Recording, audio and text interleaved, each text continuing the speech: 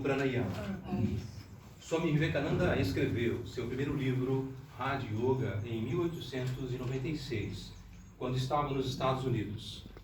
Esse livro tornou-se referência por conter, além de várias explicações sobre essa importante técnica de yoga, comentários muito elucidativos sobre os Yoga Sutras de Patanjali. Ele dedicou também 3 capítulos para os assuntos de prana e pranayama. Segue abaixo alguns trechos sobre esses tópicos contidos no livro.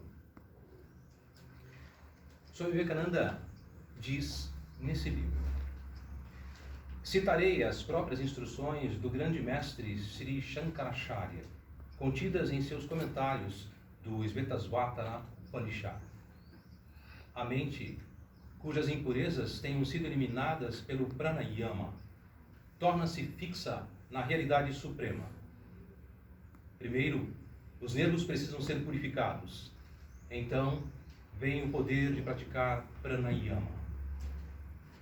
Este corpo humano é o corpo mais admirável do universo.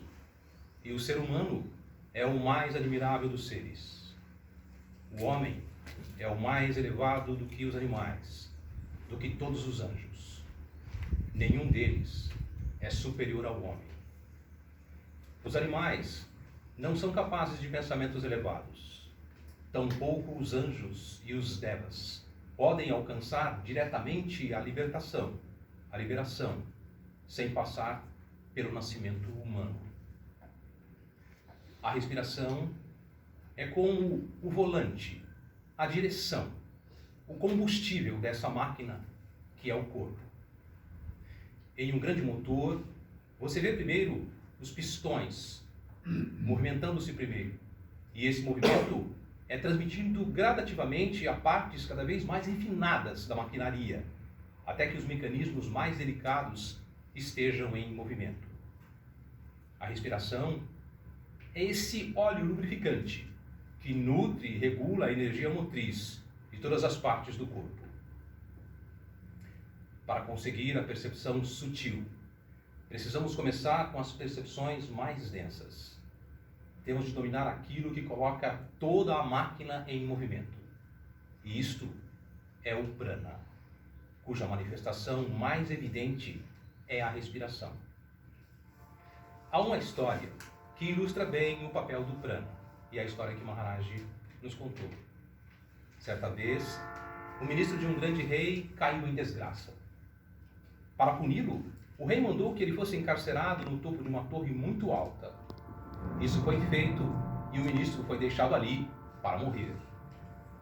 No entanto, ele tinha uma esposa fiel, que à noite acercou-se da torre e chamou o marido, que estava lá em cima, para saber o que poderia fazer para ajudá-lo. Ele lhe disse para voltar à torre na noite seguinte, trazendo uma corda comprida, um cordão forte, barbante, fio de seda, um besouro e um pouco de mel. Sem entender bem, a boa esposa obedeceu ao marido. Ele trouxe os artigos desejados. O marido a instruiu a amarrar o fio de seda firmemente no besouro, besuntar suas antenas com uma gota de mel, e então colocá-lo em liberdade na parede da torre com a cabeça apontada para cima. Ela obedeceu todas as instruções e o besouro iniciou sua longa jornada.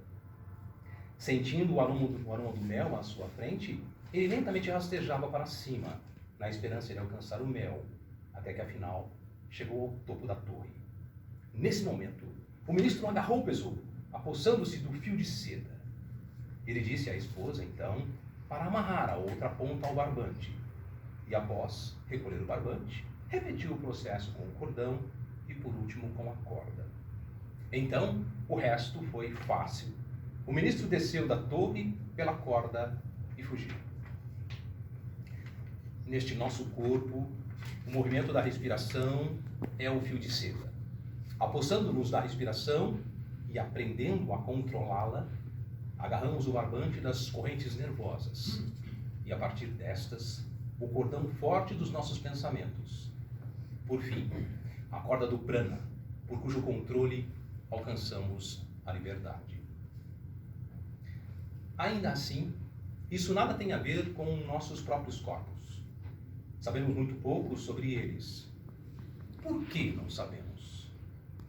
Porque nossa atenção não tem discernimento suficiente para captar os movimentos sutis que ocorrem em seu interior. Somente podemos conhecê-los quando a mente se tornar mais sutil e então entrar, por assim dizer, mais profundamente no corpo. Para conseguir a percepção sutil, precisamos começar com as percepções mais densas. Temos de dominar aquilo que coloca toda a máquina em movimento.